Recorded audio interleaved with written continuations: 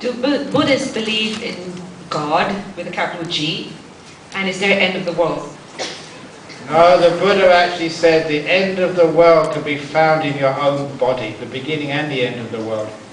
This is actually one of the stories. There was a monk, and the monk, what happened to him, that's right, he went flying to find the end of the world, the physical end of the world. His name was Rohitasa. He was the first monk in space. True, he levitated. He went out to try and find the end of the world. And he went on and on and on, couldn't find it, and he died on the way, obviously. And so when he got reborn, he was really wondering, now, where is the end of the world? And so he went to see these gods. And he went to see the first level of gods. And there's many levels of angels. The first level of gods, he said, now where is the end of the world? I tried to find the end of the world. They said, we don't know. Go up to the next level of gods. They went up to the next level of gods. Where's the end of the world? They said, we don't know. This is actually the sutras. And he went up to the highest realm of gods. And they said, where's the end of the world? He said, we don't know. But the great God Brahma, I'm sure he knows. He knows everything. So where is he? He said, we don't know. But sometimes he comes, sometimes he doesn't come. So the monk waited a while, and he came. He said, I've been waiting for you. Where is the beginning and the end of the world? And this great God Brahma said, I am God, the firstborn, the creator, the originator, the mover, the controller of all that is and has been forevermore. And the monk said, I never asked you that. I just asked you, where is the beginning and the end of the world? And God said, I am the great God, the Brahma, the firstborn, the creator, the originator, the powerful. I never asked you that. You know, where's the, I'm God, I'm the creator, the originator. Look, what my question was, where's the beginning and end of the world?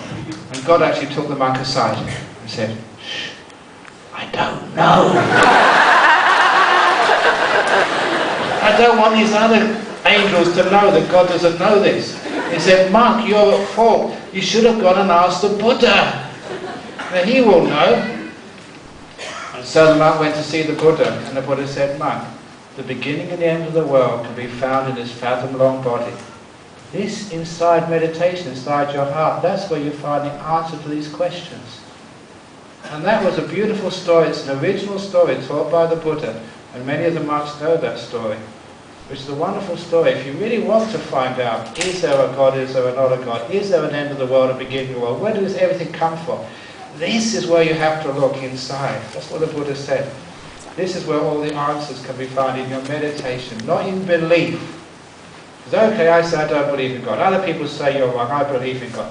We just have arguments and wars then. So instead of belief, find out. And this is where you find out, deep inside, in meditation. Ajahn Brahm, I read on the internet that you promised in the letter not to ordain any more bhikkhunis without consulting your fellow elders. Is that what you said? That was about 18 months ago. In those situations, that was my intention at the time. My mistake there was making promises and not giving them a time limit. You know, whenever you actually buy some cheese or some milk, they get best used by in 10 days. And that was my mistake, because sometimes you can make promises. I remember having a girlfriend once, and I promised I would love her forever. That was a mistake. That was 18 months ago. At the time, I meant it.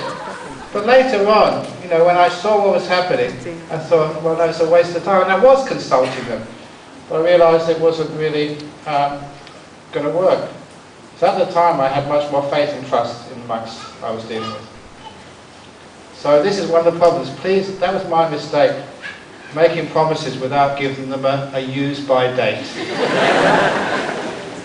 I'm in a scenario where my friends want me to go and watch a movie. However, I have a lot of homework to do. Sounds like from the youth. If I go out, I won't be able to finish my homework. So what do I do if I don't want to upset my friends? Easy. Go to the movie and take your homework with you. It's a bit dark in the movie theater. Oh, you get these little lights on the top of your head, the torch light. You can answer that one properly. I have to speak for the youth here. Okay, well, I don't know. If you can go to make compromise. Half go to the movie, and that's what, go to the movie, okay, put your homework in the bag and just say, oh, I really need to go to the toilet, I really need to go to the toilet. And if it really is a good movie, they won't notice you've gone. And you go in the toilet and do all your homework in the toilet, and just make sure you get back there before the end of the movie. They probably won't even miss you. Can I give this one a shot? Okay, well look. Just learn to say no. If your friends are upset with you, they're just being very selfish. Find new friends. I'm a mother of a 10-year-old, and I'm constantly in dilemma between looking after my daughter myself instead of putting her in a student care center and building my career. My financial contribution is very important, without which the standard of living will be compromised. How should I make a right choice? There's always a compromise in life, and you have to make that choice yourself, where you think the best compromise is. But really, your standard of living is no more as important as your standard of love. So remember, don't just do these things to show off to your parents or your friends how big your apartment is or how much money you have.